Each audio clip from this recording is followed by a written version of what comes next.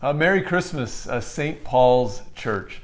As the end of this year draws closer, as we get closer to Christmas and the incredible hope that we have in Jesus, I'm reminded again of how much we have to be thankful for.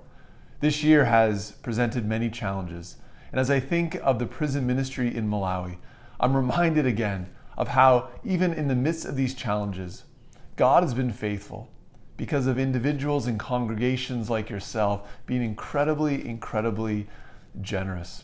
This past year, we received more in donations than any other year before. Just 2 weeks ago, we sent over another round of funding to help continue to buy basic necessities. At the start of the year, we were wondering how we would get into these prisons because public transportation due to COVID was not an option.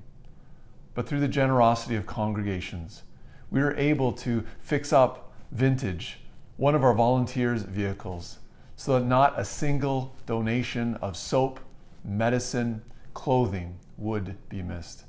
We continue to monthly get involved with these 17 prisons. A second challenge was in terms of Bible studies.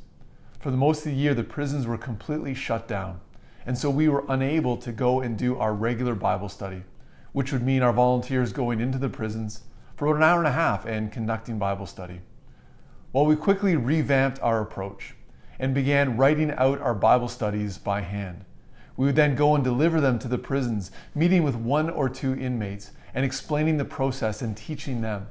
They would then go into the prisons, into the cells, and every single night they would lead these Bible studies. What resulted is that more men and women participated in the Bible studies than ever before. It's amazing what God is doing. We are seeing more people putting their hope and trust in Jesus than ever before. The final thing to give thanks for is we were worried that perhaps some of our volunteers would not be able to continue. Well, not only have they been able to continue, but we actually have new volunteers joining the ministry. One in particular, Hastings.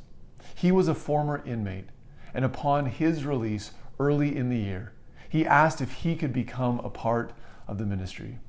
And so we are starting to mentor and train him, having him go into prisons and share his story of how God transformed his life and how he wants to serve others by telling them of the wonderful news of Jesus.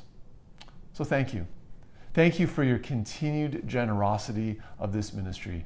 None of this could happen without your tremendous support. And so may you have a wonderful Christmas.